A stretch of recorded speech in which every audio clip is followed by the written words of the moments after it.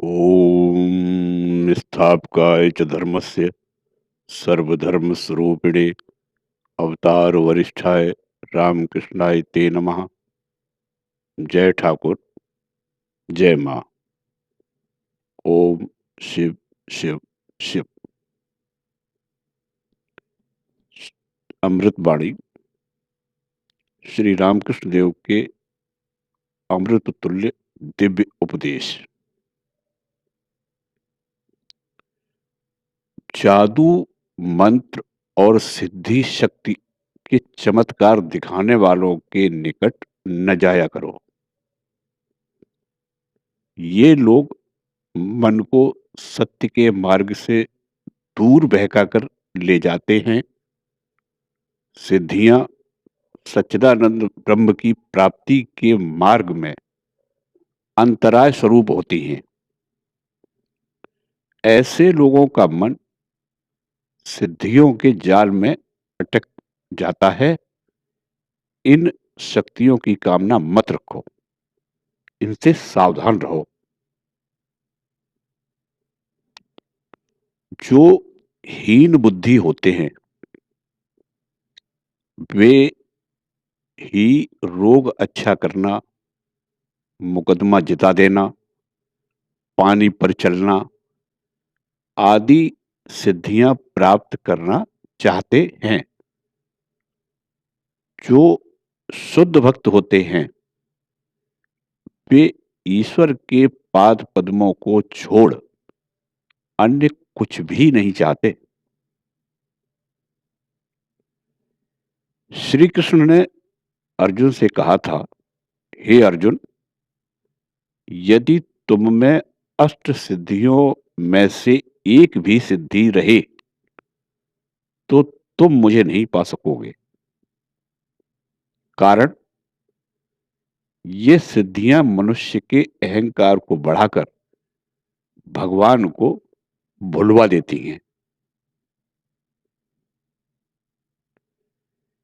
किसी व्यक्ति ने 14 वर्ष तक निर्जन में कठिन साधना करने के पश्चात जल पर चल सकने की सिद्धि प्राप्त की। सिद्धि प्राप्त कर वह अत्यंत आह्लाद और प्रसन्नता के साथ अपने गुरु के निकट पहुंचा और कहने लगा, गुरुजी, गुरुजी, मैंने पानी पर से चलकर नदी पार करने की सिद्धि प्राप्त कर ली है। गुरु ने इसका तिरस्कार करते हुए कहा, छी छी, 14 साल तपस्या कर आखिर तूने यही सीखा? यह तो धेले भर का काम है। 14 साल की मेहनत के बाद तूने जो सीखा यह काम लोग केवट को आधा पैसा देकर कर लेते हैं। सिद्धियों को विष्टा तुल्य है जानकर उनकी ओर ध्यान नहीं देना चाहिए। साधना और संयम का अभ्यास करते हुए कभी कभी वे अपने आप आ जाती हैं, परंतु जो उनकी ओर ध्यान देता है वह उन्हीं में अटक जाता है, भावन भगवान की ओर अग्रसर नहीं हो पाता। चंद्र नामक एक व्यक्ति को गुटका सिद्धि प्राप्त हुई थी। एक गुटका मतलब ताबीज धारण कर वह अदृश्य होकर यथेच्छ संचार कर सकता था। दुर्गम स्थानों में भी प्रवेश कर सकता था। पहले पहल वह भक्त था, निष्ठापूर्वक साधना भी करता था, पर बाद में जब उसे वह सिद्धि प्राप्त हो गई तो वह उसकी सहायता से अपनी हीन कामना वासनाओं को तृप्त करने लगा। मैंने उसे ऐसा करने से मना भी किया, पर वह नहीं माना। वह अदृश्य रूप से किसी धनी व्यक्ति के घर में आना-जाना करने लगा और वहां एक युवती युवती पर आसक्त होकर फंस गया। इससे उसकी वह सिद्धि भी चली गई और उसका पतन हो गया।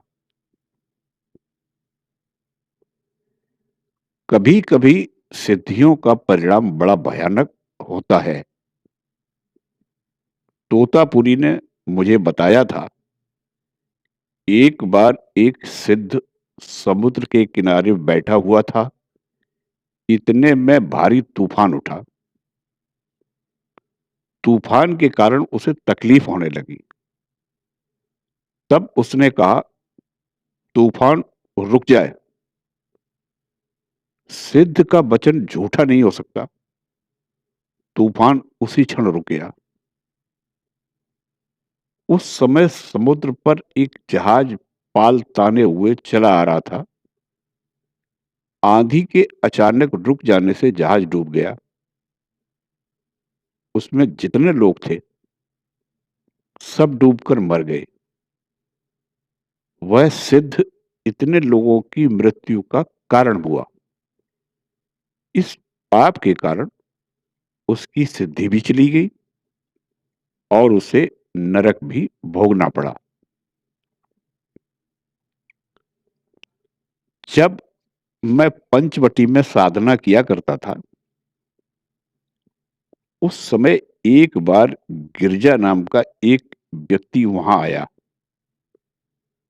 उसे योग सिद्धि प्राप्त थी। एक दिन रात को मुझे अपने कमरे की ओर जाना था। राह में बहुत अंधेरा था। उसने अपना हाथ उठाया और उसकी बगल से तेज रोशनी निकलकर सारा मार्ग आलोकित हो गया। मेरे कहने से उसने बाद में उस सिद्धि का प्रयोग करना छोड़ भगवत प्राप्ति की ओर मन लगाया। उसकी वह शक्ति धीरे-धीरे चली गई और उसका मन ईश्वर की ओर अग्रसर होने लगा। राजप्रासाद में भीख मांगने जाकर जो लौकी, कुम्हड़े जैसी तुच्छ वस्तु की प्रार्थना करता है, वह मूर्ख है। उसी प्रकार राजाधिराज ईश्वर के दरबार में खड़ा होकर जो ज्ञान, भक्ति आदि रत्नों को न मांग अष्ट सिद्धि जैसी तुच्छ वस्तु की याचना करता है, वह कितना अबोध है।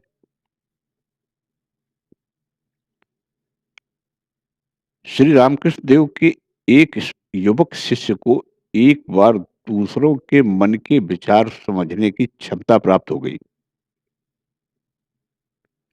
अत्यंत आनंदित होकर उसने श्री रामकृष्ण देव के पास आकर यह बात बतलाई।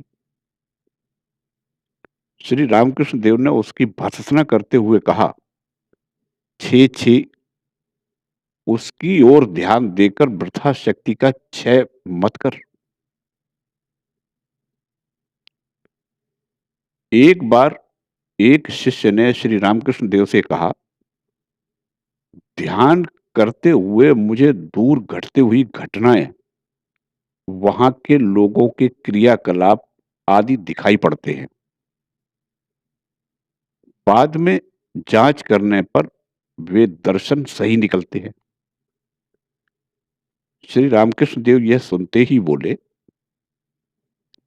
अभी कुछ दिन ध्यान मत कर। ये सब बातें ईश्वर प्राप्ति के मार्ग में अंतराल पैदा करती हैं। धार्मिक अनुष्ठानों में लोगों को भोजन क्यों कराया जाता है? लोगों को खिलाना क्या एक प्रकार से भगवान की ही सेवा नहीं है? सब जीवों के भीतर वे अग्नि रूप से विद्यमान हैं। अतः खिलाना यानी उन्हीं में आहुति चढ़ाना।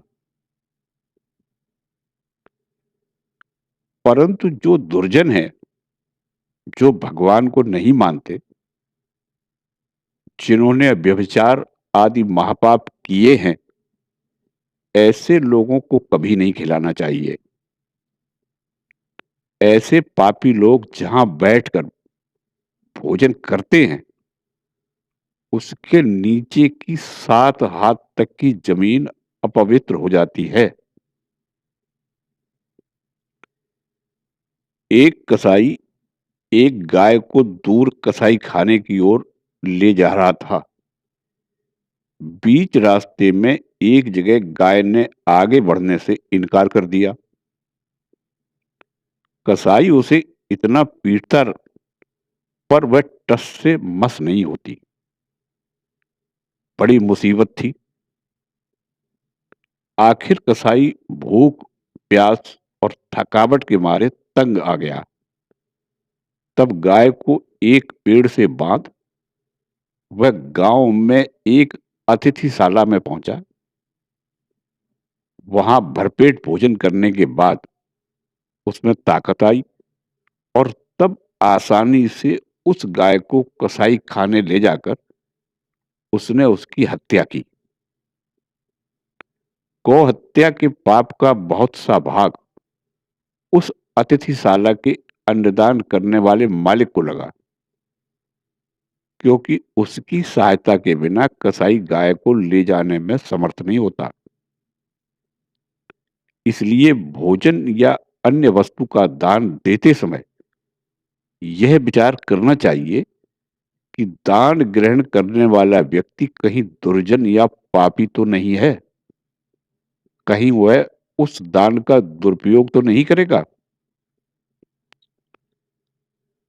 साधारणतया ऐसा नियम है कि पूर्व जन्म में जिन्होंने बहुत दान धर्म किया है, वे इस जन्म में धनवान पैदा होते हैं। परंतु आखिर यह जगत उनकी माया ही तो है। इस माया के राज्य में इतने विपर्य व्यतिक्रम होते रहते हैं कि यह सब कौन समझ सकता है। गेरुआ वस्त्र पहनने की क्या जरूरत? वेश में क्या है? गेरुआ वस्त्र पहनने से मन में पवित्र भाव उदित होता है। जैसे फटी जूती, फटे कपड़े पहनने से मन में दैन्य, दारिद्र्य का भाव आ जाता है। कोट, पतलून और बूट पहनने से सहज ही मन में अहंकार, अभिमान उठता है। मलमल की काली किनार वाली धोती पहनने से फुर्ती आने लगती है और आप ही प्रेम गीत गाने की इच्छा होती है। वैसे ही सन्यासी का गेरुआ वस्त्र पहनने पर मन में सहज ही पवित्र भाव उठने लगते हैं। यद्यपि वेश में कोई विशेष महत्व नहीं है, फिर भी इस प्रकार के वेश का कुछ अपना प्रभाव होता है। शुरू शुरू में पौधे को चारों ओर से घेरा लगाकर गाय, बकरी आदि से बचाना पड़ता है। पर एक बार वह पौधा बढ़कर वृक्ष बन जाए तो फिर कोई भय नहीं रह जाता। तब तो सैकड़ों गाय बकरियां आकर उसके नीचे आसरा लेती हैं, उसके पत्तों से पेट भरती हैं। इसी तरह साधना की प्रथम अवस्था में स्वयं को कुसंगति और सांसारिक विषय बुद्धि के प्रभाव से बचाना चाहिए। पूर्व एक बार सिद्धि लाभ हो जाने से फिर कोई भय नहीं रहता। तब कुप्रभाव या संसारासक्ति तुम्हारा कुछ बिगाड़ नहीं सकेगी, बल्कि अनेक संसारी लोग तुम्हारे पास आकर शांति प्राप्त करेंगे।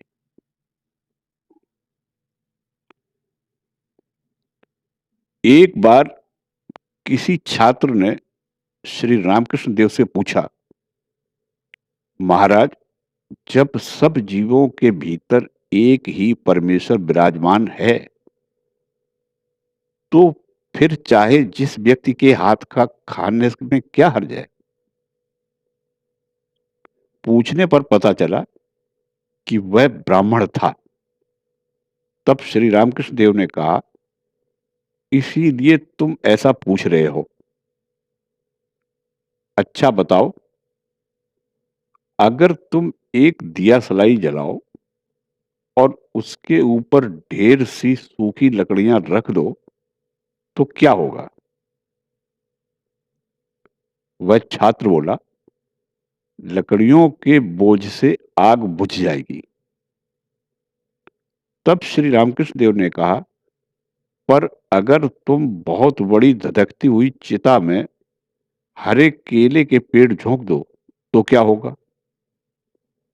छात्र ने उत्तर दिया, केले के पेड़ देखते ही देखते खाक हो जाएंगे। तब श्री रामकृष्ण देव बोले, इसी तरह यदि तुम्हारे भीतर आध्यात्मिक शक्ति का प्रमाण अल्प हो, तो बिना विचारे चाहे जिसके हाथ का खाने से वह नष्ट हो जाएगी। परंतु यदि वह प्रबल हो, तो किसी भी तरह का अन्न तुम्हें नुकसान नहीं पहुंचा पाएगा। मैंने एक मुसलमान गुरु से अल्लाह मंत्र की दीक्षा ली थी।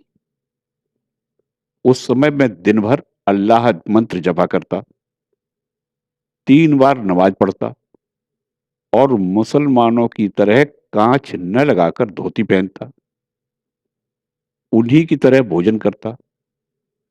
उस समय 3 दिन तक मैं काली मंदिर में नहीं जा सका। हिंदू देवी देवताओं का दर्शन प्रणाम तो दूर रहा, उनका नाम तक नहीं ले सका। एक भक्त का ने प्रश्न किया, क्या जो मिला वही खाना अच्छा नहीं है? श्री रामकृष्ण देव ने उत्तर दिया, यह एक विशेष अवस्था में ठीक है। ज्ञानी को इसमें कोई दोष नहीं लगता। ज्ञानी भोजन नहीं करता, वह तो कुंडलिनी को आहुति देता है। परंतु भक्त की बात अलग है। भक्त को शुद्ध अन्न ही ग्रहण करना चाहिए, जो अन्न वह अपने ईष्ट देव को निसंकोच अर्पित कर सके। भक्त के लिए मांसाहार उचित ही नहीं। फिर यह भी है कि सूकर मांस खाते हुए भी अगर किसी में ईश्वर के प्रति अनुराग हो, तो वह धन्य है। और निरामिष या हविष्यान्न भोजन करके भी अगर किसी का मन कामिनी और कांचन में डूबा रहे, तो उसे धिक्कार है। जो हविष्यान्न भोजन करता है, वह ईश्वर की प्राप्ति नहीं करना चाहता।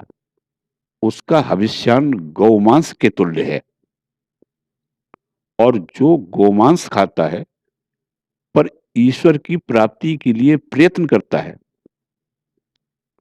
उसके लिए गोमांस भी हविष्यान्न के समान हो जाता है। दिन में भले ही ठूस ठूस कर खाओ, पर रात में हल्का भोजन करना चाहिए। भक्त को ऐसा भोजन करना चाहिए जिससे शरीर उत्तेजित न हो, मन चंचल न बने। जय ठाकुर, जय मां।